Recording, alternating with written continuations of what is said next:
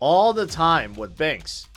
Supposedly, there is a customer at Wells Fargo who had his bank account frozen because he deposited $207,765. Now, according to Wells Fargo, they don't believe where the money came from. So I read this, and it's kind of wild. So Ethan Parker, okay, so he basically got an inheritance.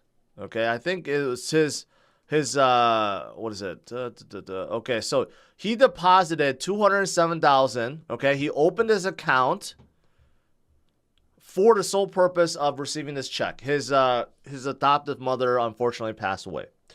Okay, so he told the bank, yeah, I'm going to get this large sum from I guess it's his inheritance, basically, right? So after depositing, 15 days afterwards, they just shut down his account because they thought that the check that he used to deposit was fake. So then he went back to the firm that issued the check, got an official letter saying, no, it's a real check. It's not a forgery. They still do not believe it. And as of right now, they're still holding his $207,000. So now he has to go sue them to get that money back.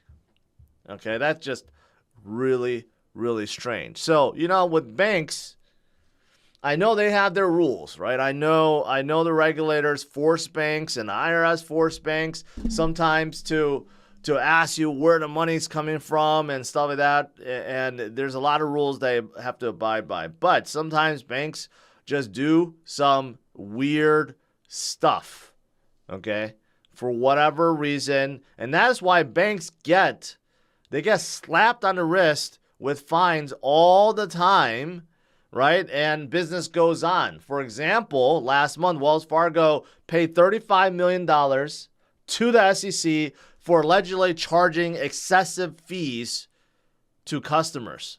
Okay? Somehow, doing something illegal, charging excessive fees is okay.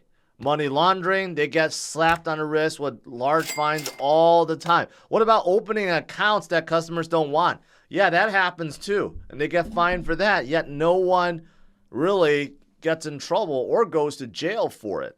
Banks are protected, right? They can basically do what they want. They can over leverage and collapse these days, and they know Big Daddy Powell will save them too. So it's like there's no repercussions. They just do what they want. But anyways, we hear about this all the time. I had experienced this before I opened a business account, and it never even opened. Like, I waited 6 months, and they kept asking what my business does, where the money's coming from, and this and that, and they didn't like the answers, and they shut down my account. I mean, I've experienced it firsthand. A lot of you guys have also, right? This is what happens when you have a centralized entity like a bank, right? And that's just how it is.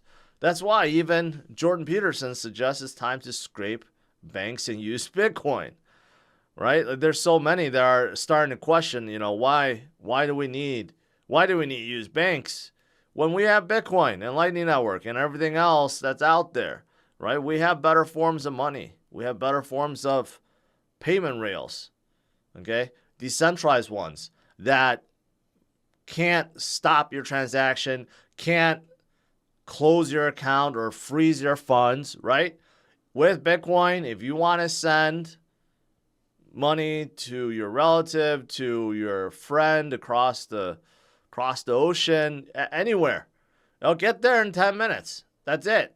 There's no one that will stop you and freeze you or freeze them or anything like that. That's the beauty of a decentralized network versus a centralized network. And most people don't understand the difference, how powerful it is to have a decentralized network that no country on earth can stop. Think about that. That's why it can't be replicated, right? So, very powerful message. And as for this network, and today marks the 8th year where Bitcoin is recognized as a commodity and not as a security. And here's the thing, there's no question about this status, right?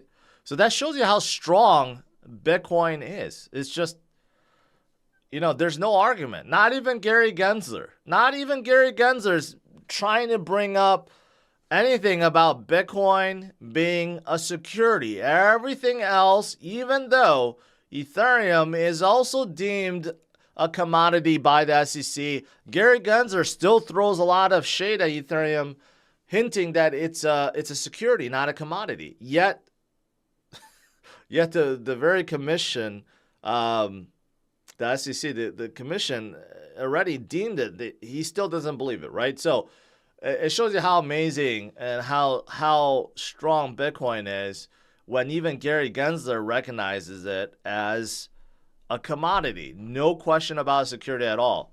And that is why Michael Saylor is so bullish on Bitcoin. Well, one of the reasons. So this is interesting. So over the last, 10 years, 11 years, right? You could see Bitcoin as an asset class. No one comes close. That's how strong Bitcoin is. Year to date, so far in 2023, up about 60%. Better than NASDAQ, better than large caps, better than bonds. But if you go back all the way to not even to the beginning, but go all the way back to 2011, you could see 8.8 million. Yeah, 8.8 million %. And annualized, you see about 144.9% for Bitcoin. Just think about that. Yes, there may be years where it's very bad. You look at 2014, minus 58%, 2018, minus 73%, 2022, minus 65%.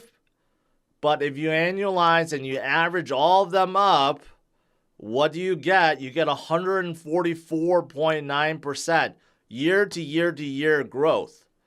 That's crazy. Again, all you have to do is buy and hodl. That's it. Buy and hodl. You don't need to do anything else. You don't need the fancy charts. You don't even need the on-chain metrics that tell you the growing fundamentals. You just need to buy and hold. That's really it. I mean, it's nothing. Nothing comes close to Bitcoin. All right, and then last few points. I talked about Ethereum, the SEC, right? Even though Gary Gensler still hints that Ethereum is a security, it's really not. And Ethereum is doing quite well too.